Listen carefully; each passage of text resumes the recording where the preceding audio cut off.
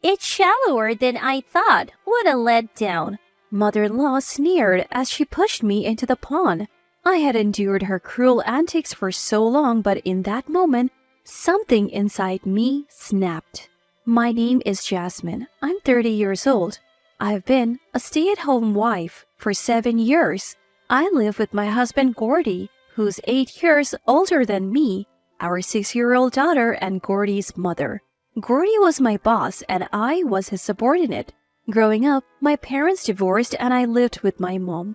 I guess I always yearned for a father figure. Gordy, being 8 years older and competent at his job, seemed very appealing, but I never had a chance to get close to him. He was just someone I admired. However, we got closer during a team-building event. We bonded over our shared love for movies and hit it off. We started dating. I fell head over heels for the mature and kind Gordy. Then, about 6 months into our relationship, I found out I was pregnant. We hadn't discussed marriage yet, so I was more shocked than happy. I was anxious about how Gordy would react, but I couldn't keep it a secret forever. I mastered the courage and told Gordy. To my surprise, he was thrilled and suggested we get married. I was overjoyed by Gordy's feelings. When I told my mom, she was a bit surprised but happy for me. After her divorce, my mom raised me as a single mother. The reason for their divorce was my father's affair. I was only 2 at the time, so I barely remember my father. My mom worked tirelessly from dawn till dusk to raise me. Being an only child, dinners alone were lonely. But I didn't want to burden my mom. Even though she was busy, she showered me with love, and we have a great relationship. I always thought, when I get married, I don't want my child to feel lonely. I want to build a warm home. So I was determined to have a loving marriage and family. Things moved quickly and we introduced each other to our families. Gordy had lost his father at a young age and lived with his mother. The first time I met Gordy's mother, she was kind, but I sensed something off in her occasional and cold expression. But she was the woman who gave birth to Gordy. I brushed off my unease, thinking she was just nervous. We had a simple wedding with just our families. I was getting the hang of my job and wanted to work until my due date, but Gordy insisted I become a housewife, so I quit. My mom suggested I take maternity leave instead of quitting, but Gordy disagreed. He said his mother was a dedicated housewife and he wanted the same for me, so I became a housewife. After marriage at Gordy's insistence, we moved in with mother-in-law. That's when my nightmare began. I initially found comfort in having mother-in-law, an experienced mother around, but I was naive. Mother-in-law seemed resentful as if I had stolen her precious son. Her attitude changed completely after our marriage, and she started to torment me. Yes, my initial instincts about her were right. As for Gordy, after our marriage, he became controlling and emotionally abusive. Apparently, his late father was a dominant figure, and neither Gordy nor mother-in-law could defy him. Mother-in-law was not allowed to work or even go out without permission. If Gordy showed any defiance, he was beaten and berated. Their father's authority was absolute. They endured this together. When Gordy's father passed away from an illness at 22, they celebrated. After that, they lived happily as a duo. I believe the kind Gordy I knew before our marriage was genuine, but after seeing his mother's disdain for me, his love waned. To Gordy, his mother was more important than his wife. Whenever Gordy was cold or verbally abusive to me, mother-in-law looked satisfied. Gordy would appease her, saying, "Mother, I'm married, so you could have an easier life. Jasmine will do everything for you." I think the two of them felt some twisted sense of revenge by treating me the way Gordy's father had treated them. It was utterly unfair to me, but I felt helpless. In the early days of our marriage, I suffered from severe morning sickness, sometimes unable to get out of bed.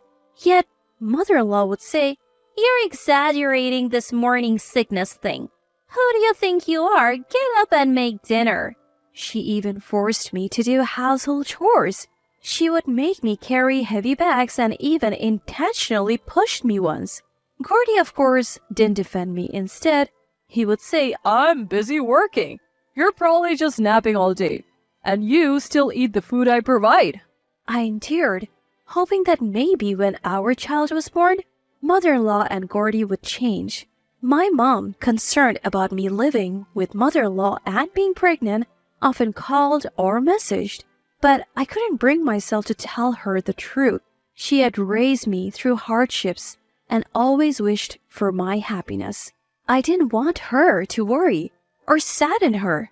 I always reassured her with a cheerful voice, saying everything was fine, that Gordy and mother-in-law were taking good care of me, and I was happy. She might have suspected something, but always said, "Remember, I'm on your side. Tell me if anything's wrong." Then, I safely gave birth to a beautiful girl named Judith. The joy of her birth made me momentarily forget the torment from mother-in-law and Gordy.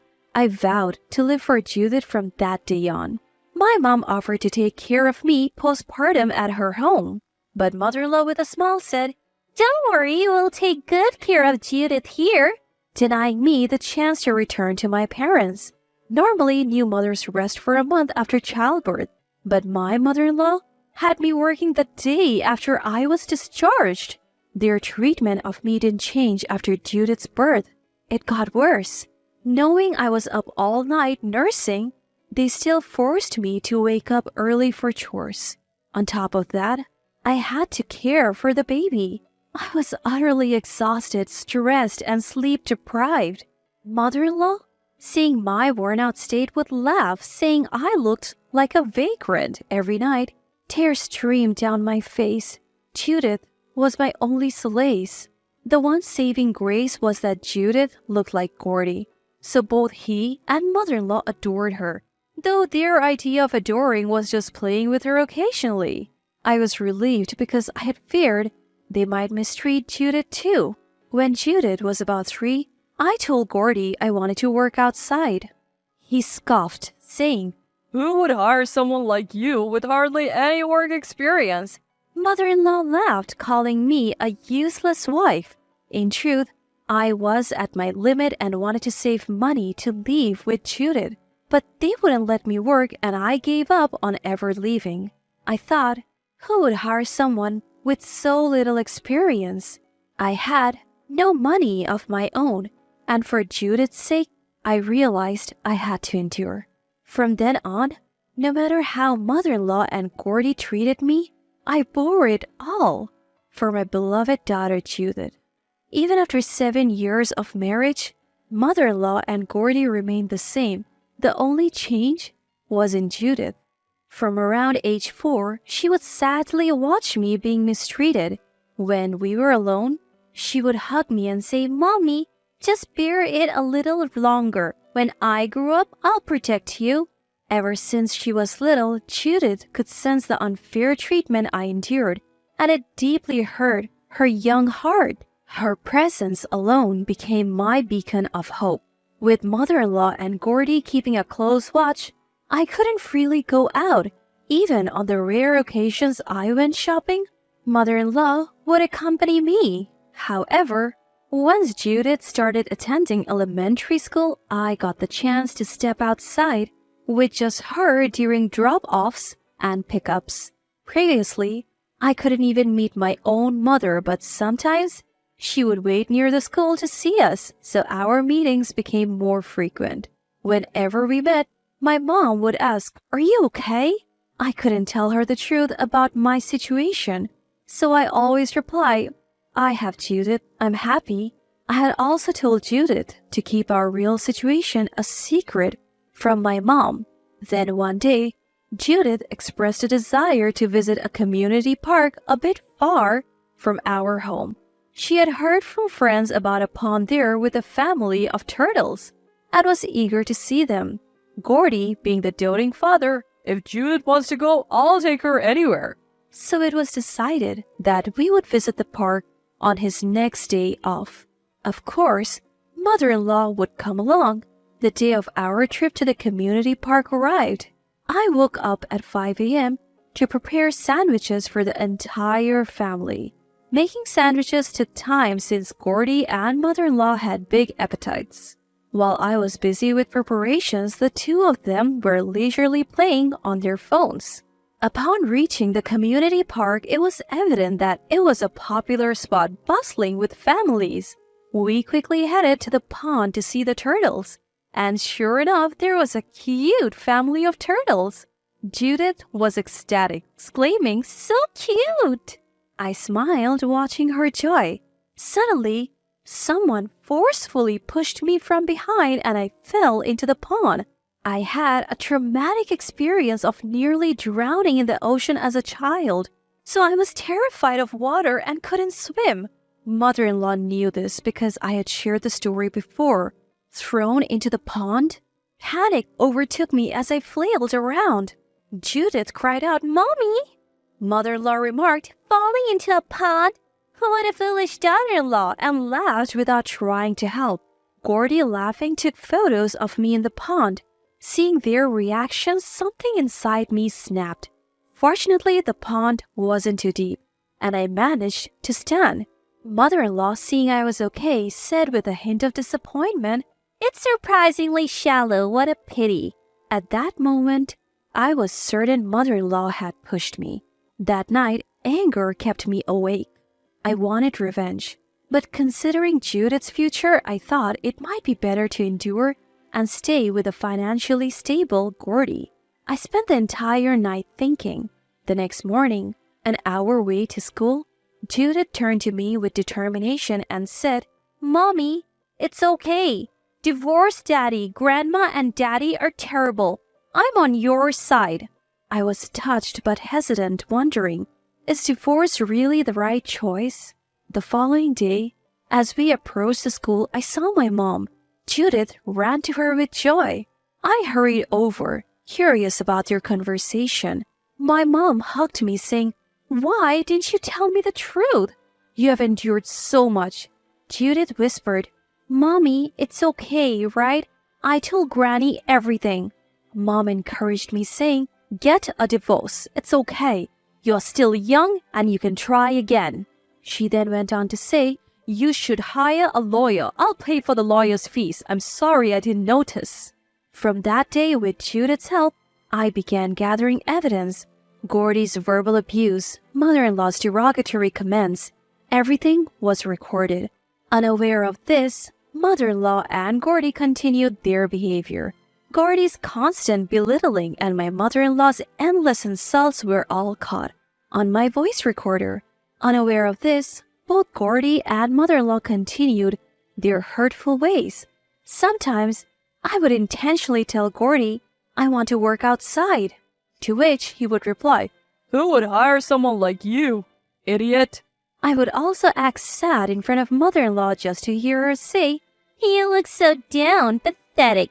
With these tactics, I gathered plenty of evidence. Then one day, mother-in-law, who never cared about her salt intake despite her age, suffered a stroke due to high blood pressure and became paralyzed.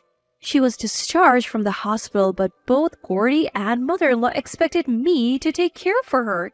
"Jasmine, you'll take care of me, right? I am so pitiful." And, "Hey, Jasmine, take care of mother. If you're rough with her, you'll regret it." I firmly replied, "I won't look after mother-in-law. She's your mother, Gordy. You take care of her." I had never talked back before, so they were momentarily stunned. But Gordy quickly yelled, "You better take care of her." The next day, Gordy left for work. I had no intention of caring for mother-in-law. I planned to ignore her completely. While I was in the living room, I heard mother-in-law calling me from her room. She sounded frantic. I didn't want to help, but I decided to check on her. She looked pale and said, "Jasmine, I need to use the bathroom." I coldly replied, "Go ahead on your own." She cried out, "How Could you hurry up and help me? Apparently, she had forgotten to wear her adult diapers. She then had an accident and started crying from embarrassment. Filled with a desire for revenge, I didn't help. Instead, I called Gordy's workplace. When he rushed home and saw mother-in-law, he shouted at me. "I told you to take care of her." I calmly responded, "I told you I wouldn't. Have you forgotten how you both treated me?" Mother-in-law kept repeating, "You brute! You brute!" Which one is brute anyway? I finally handed Gordy divorce papers. Gordy probably had no idea that I would initiate a divorce. He was in shock. I said, "I have had enough. I want a divorce, and of course, I'll take custody of Judith." Both mother-in-law and Gordy were yelling, but when I played the voice recordings, they froze. Gordy's morally harassing commands and mother-in-law's heartless commands were recorded. I said, "I have all the evidence. I'm confident I would win in court." Gordy muttered, "I can't believe you recorded us." Mother-in-law still shouted, "Judith won't choose you. She won't." When Judith came home from elementary school, mother-in-law sweetly asked, "Judith, who do you want to live with, Grandma or Mommy?" Judith firmly replied, "Of course, Mommy. Grandma and Daddy are always mean to Mommy.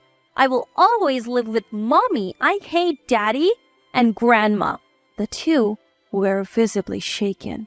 It seemed like he was really tired of being told that Judith, who he loved so much, hated him. "Did you hear that? Judith wants to live with me. Please live peacefully together from now on." I packed my bags and left. I never returned to Gordy and mother-in-law's house. I finalized the divorce through a lawyer. According to the lawyer, Gordy couldn't care for mother-in-law who was now paralyzed. She was placed in a nursing home, but due to her nasty attitude, no one wanted to be around her. Gordy, devastated by Judith's rejection, couldn't go to work and took a leave of absence. Now, Judith, my mom, and I live together, and I'm actively job hunting. My new life is just beginning.